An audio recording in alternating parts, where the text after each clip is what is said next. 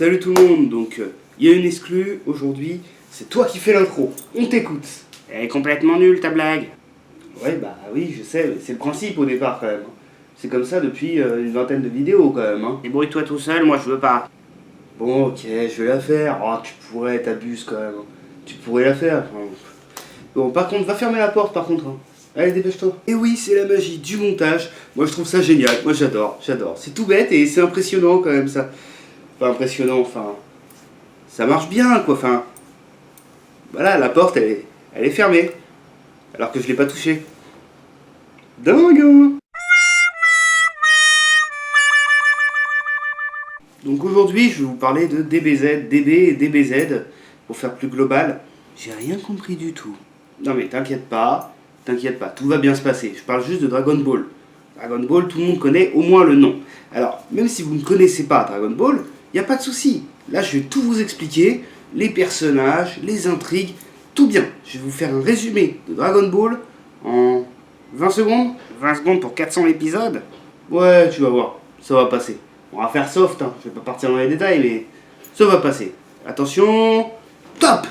Donc on suit l'histoire d'un enfant qui s'appelle Sangoku, qui est seul dans la forêt, qui vivait avec son grand-père qui est décédé. Il a juste une boule de cristal en mémoire à son nom. C'est la boule à 4 étoiles. Mais ta gueule, mais si tu me coupes aussi, comment tu veux que je les fasse les 20 secondes, hein? Dans la forêt, il rencontre Bulma qui est à la recherche des boules de cristal qui permettent d'exaucer un vœu dès qu'on a réuni les 7, et Sangoku en a une, donc elle, avec un radar exprès, elle arrive à le retrouver. Ah merde, je suis déjà à 20 secondes là. Bon, et puis ils vivent des aventures ensemble et tout le monde se fout sur la gueule et c'est cool. Bon, dit comme ça, c'est pas forcément attrayant pour ceux qui connaissent pas, mais Akira Toriyama, le grand patron des mangas, celui qui a fait Dragon Ball, mais à l'époque c'est génial, c'est le premier dans le genre, avant les Naruto, etc. Donc je vais vous faire quelques présentations de certains personnages importants et quelques problèmes qu'il y a. Donc je vais commencer avec Kame Senni. Dans la VF c'est Tortue Géniale, un peu moins classe. C'est le grand maître de Son Goku. C'est un maître en arts martiaux, respecté de tous. Regardez ces images. Quelle grâce, quelle force, qu'est-ce qu'il fait?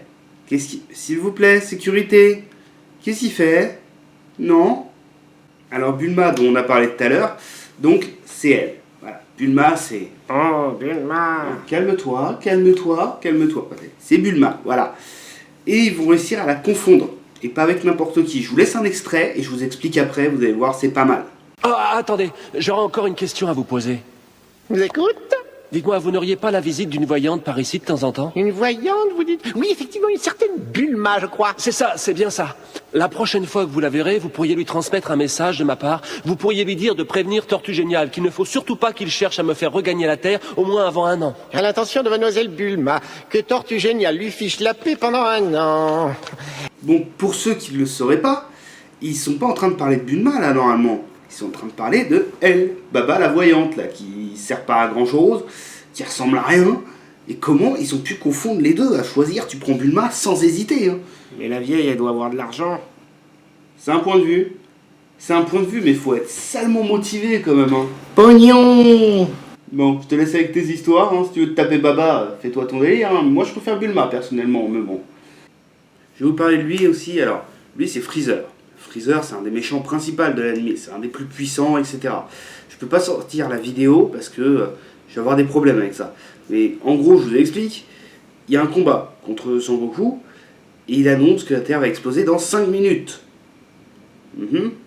Ce combat dure plus de 2 heures.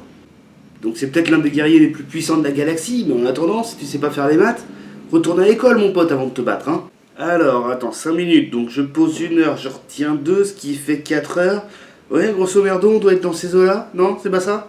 Et pour finir, je vais vous parler de Videl. Oh, Videl. Bon, fais ton choix, entre Baba la voyante, Bulma et Videl, tu choisis qui? Pognon. Ouais, on reste sur le même point. Hein. Ouais, putain, t'es pas très évolué quand même, hein. Quelle femme pense au pognon? Aucune. Donc on parle souvent des placements de produits sur YouTube. Là, c'est dans Dragon Ball qu'il y en a un qui est énorme. Je vous mets l'extrait, vous allez voir, c'est quand même impressionnant. Moi, ça m'a choqué. Il faut absolument le prévenir, cet enfant court un grand danger, Krillin, il faut absolument le prévenir. Et comment faire pour le prévenir? Y a pas de téléphone ici, on est dans le palais d'Ande, tu l'as oublié? Excusez-moi, vous n'avez qu'à utiliser mon portable. Oh, merci Videl. Ça prouve que le téléphone est une invention indispensable. Et j'emporte toujours ce portable avec moi au cas où il y aurait une urgence. Tenez, je vous le prête. Merci. Grâce à toi, on va enfin pouvoir communiquer avec Trunk. Avec les cuillères Carrefour? Oh là là, je peux manger ma soupe? Merci les cuillères Carrefour, ce n'est pas un placement de produit. Mais malgré tout ça, ça fait le charme de la série, donc on kiffe Dragon Ball quand même, y a pas de souci. Allez, à plus!